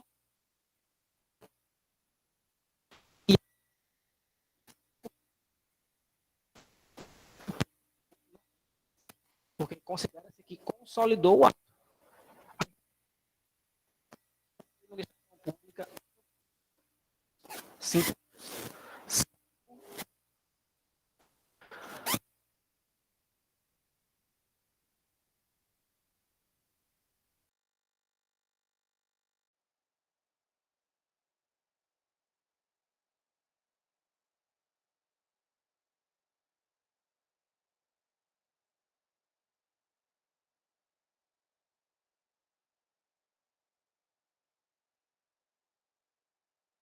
tiver ok, tu me diz aí. Tá ok, tá ok. Boa. Vamos lá. Pode passar essa questão. Voltamos para a questão da FCC. O direito administrativo disciplina a função administrativa dos entes federados, órgãos, agentes e atividades desenvolvidas. Entre seus princípios está a legalidade, ou seja, cabe à administração pública apresentar resultado positivo para o serviço público. Apresentar resultado positivo, galera, tem a ver com qual princípio que eu falei? Eficiência. Então não tem nada a ver com legalidade. Promover a qualificação de agentes públicos que apresentem comportamento de acordo com o interesse público. Aqui está mais relacionado ao princípio da eficiência também. Questão de qualificar o agente público. Porque qualificando o agente público, ele vai ter mais eficiência. Então não é legalidade também. Ser composta por agentes públicos que não usem a administração pública para promoção pessoal. A palavra promoção pessoal já lembra de impessoalidade e não legalidade. Ter credibilidade voltada para a transparência na defesa de direitos. Transparência, princípio da publicidade e não legalidade. Atuar de acordo com a lei e finalidades expressas ou implícitas previstas no direito. Exatamente o que diz o princípio da legalidade. Então, galera, ó, você vê aqui que a questão é resolvida com palavras-chave. Resultado positivo, eficiência, já era. Qualificação de agente público, eficiência, já era. Agentes públicos, promoção pessoal, impessoalidade, já era. Transparência, publicidade, já era. Só sobrou a letra E. Princípio da legalidade, atuar de acordo com a lei e finalidades expressas ou implícitas previstas no direito. Bora para a próxima. Questão do INSS, de novo. Respeito da administração pública, direta e indireta, e da responsabilidade civil do Estado, julgue o item seguinte. A vedação de constituição de empresa pública com finalidade genérica está em consonância com o princípio da especialidade. Não falei sobre ele. Quando a administração direta vai gerar os entes da administração indireta, ela tem que gerar, por exemplo, quando ela gerou o INSS, ela gerou para fazer especialmente, para trabalhar especialmente com o seguro social, que são os benefícios previdenciários, os benefícios assistenciais. Então, o princípio da especialidade é outro termo que vocês têm que associar a essa relação, administração direta, administração indireta.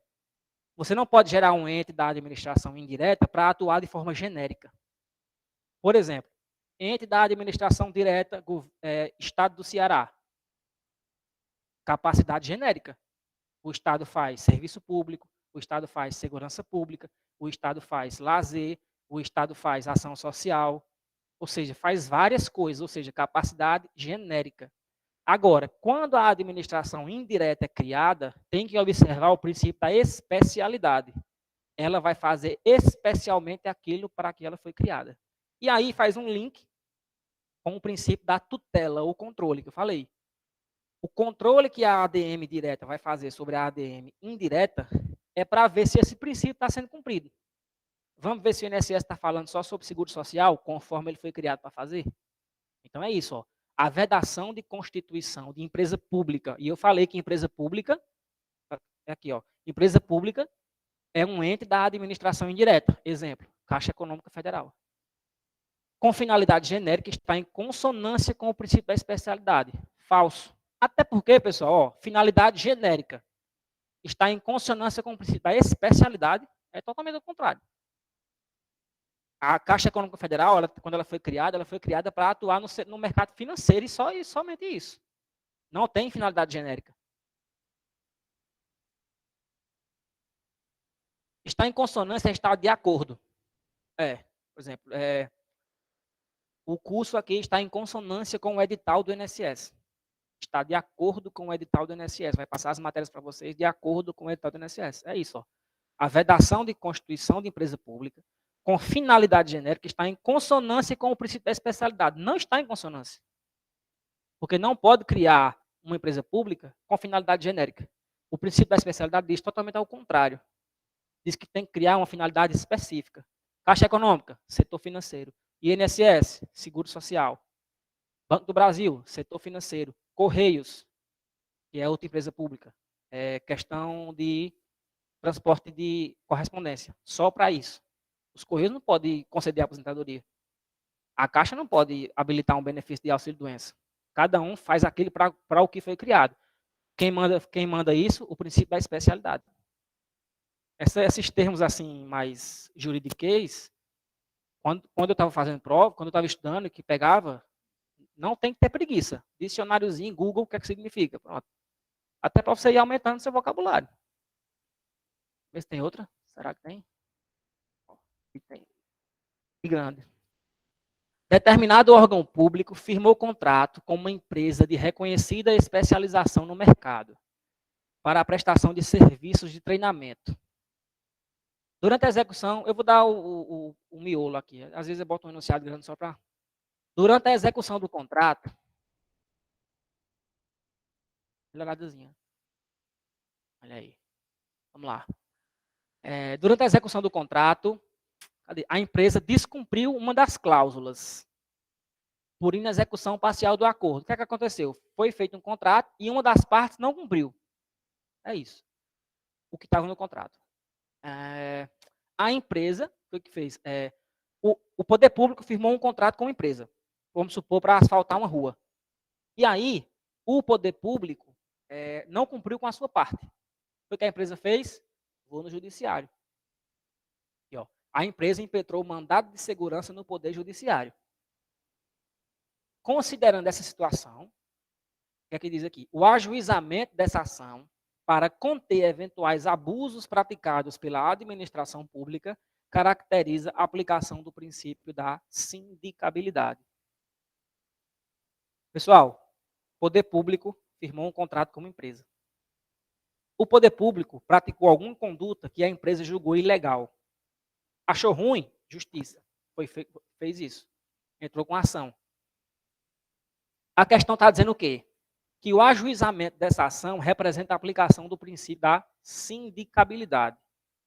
Exatamente. E eu explico. O que diz esse princípio? Princípio da sindicabilidade.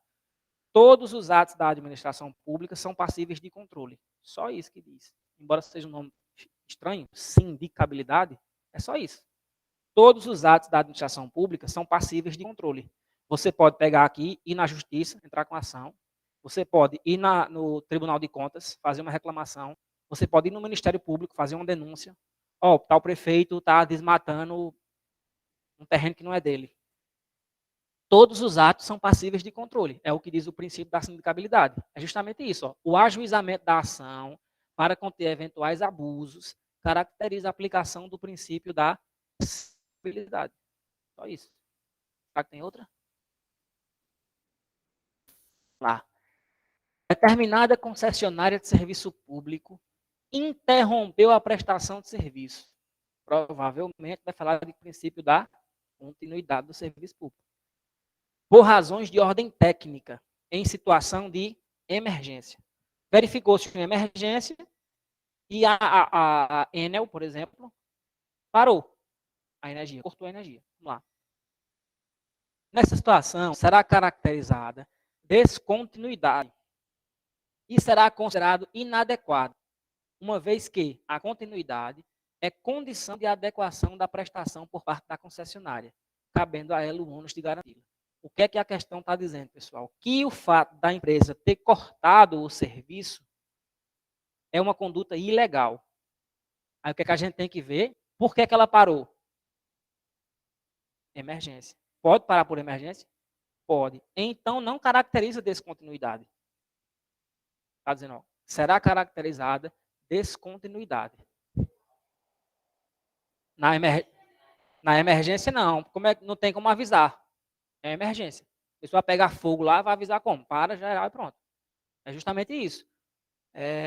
Ele tenta colocar uma gramática mais robusta, mas a ideia central é essa, galera. Parou situação de emergência. Pode ou não pode? Pode. Então, não caracteriza descontinuidade.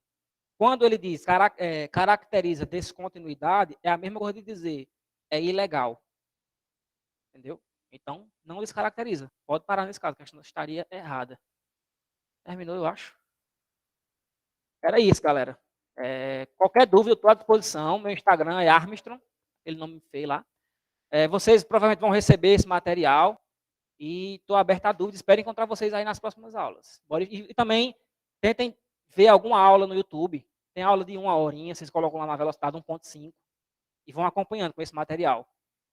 Princípio da legalidade, impessoalidade. Quanto mais vocês forem revisando, melhor. E como eu falei, esse assunto vocês vão ver. A gente vai falar sobre os princípios do curso todinho. Beleza? Valeu, obrigadão.